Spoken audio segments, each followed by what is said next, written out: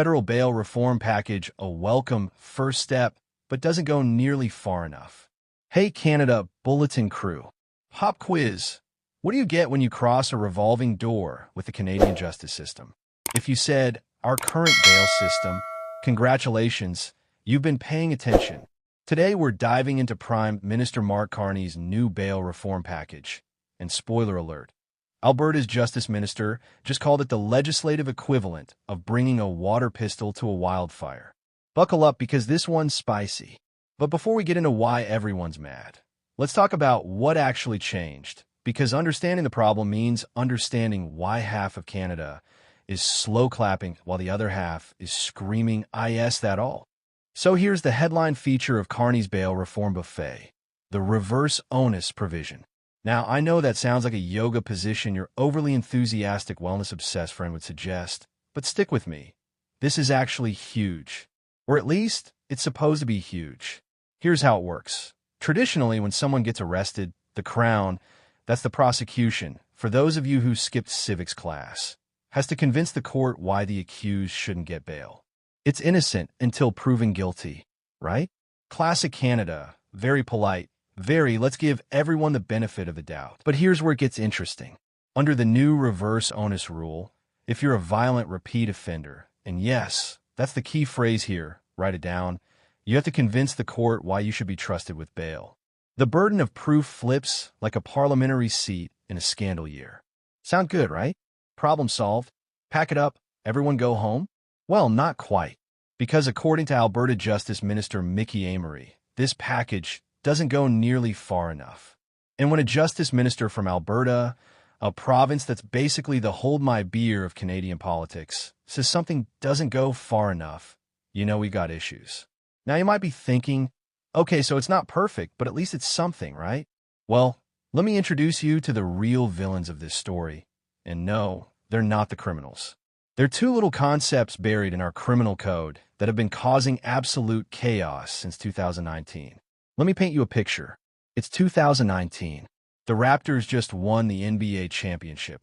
Old Town Road is dominating the charts, and the Canadian government decided to amend the criminal code with something called the principle of restraint.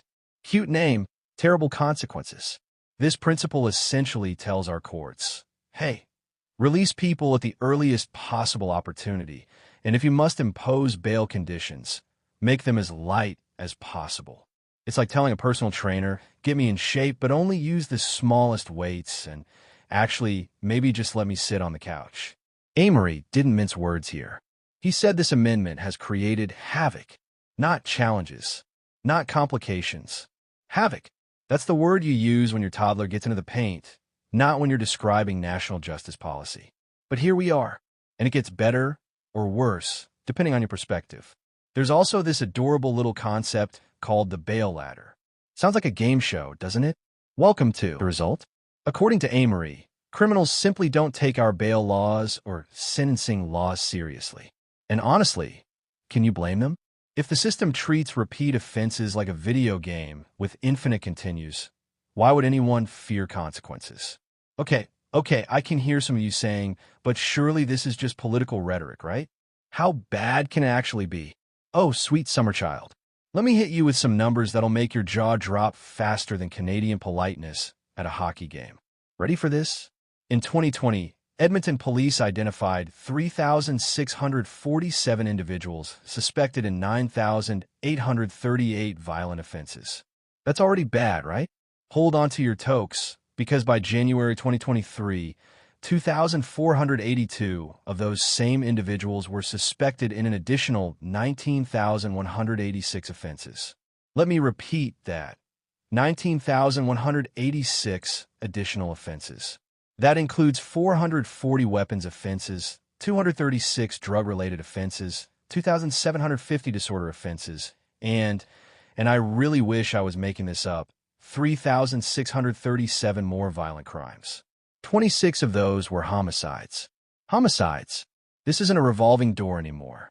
This is a carousel, and it's spinning so fast we're all getting motion sickness. And it's not just an Alberta problem.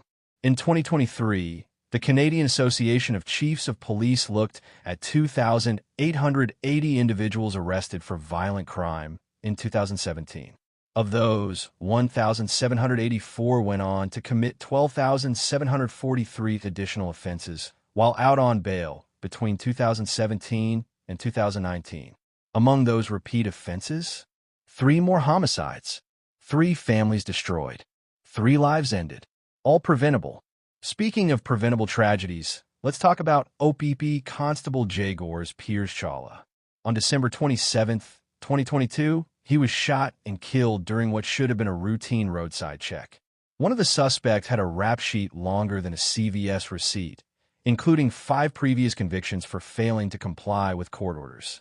And yet, he was free on bail. The OPP commissioner called it preventable and said he was outraged. And you know what? He should be. We all should be.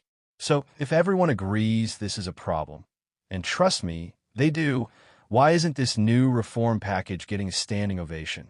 Why are people from across the political spectrum saying thanks, but no thanks? Here's Amery's biggest criticism, and it's a doozy. Neither violent nor repeat offenders will bear any consequences for their actions unless they commit a series of violent repeat offenses. Catch that? Not violent or repeat offenders. You need to be violent and a repeat offender and have committed a series of offenses before this reverse onus even kicks in. It's like saying, we'll only install a sprinkler system after you've had 3 fires in the same building. By that point, there's nothing left to save. At a justice minister's meeting in Kananaskis last week, every single province, unanimous folks, which in Canadian politics is rarer than a Tim Hortons without a lineup, expressed a desire for stronger tools to deal with repeat and violent criminals. They wanted legislation with bite, as Amery put it. Instead, they got legislation with, let's call it a gentle gumming. Now, Edmonton Police Chief Warren Dreichel tried to be more diplomatic. He called the reforms additional tools for accountability and noted that police chiefs associations are supporting continued reform. But even he acknowledged the elephant in the room. Is the system ready to support it? Is a big question. See, here's the thing. Our jails are bursting at the seams. Remand facilities are overcrowded. The system is overtaxed. But as Amery pointed out, if the federal government gives provinces the tools to prosecute and incarcerate properly, provinces are willing to build more capacity. Alberta is basically saying, give us the tools, we'll build the workshops. But wait, before you start thinking this is all doom and gloom, and maybe we should all just move to an island somewhere, there's actually a silver lining here. So,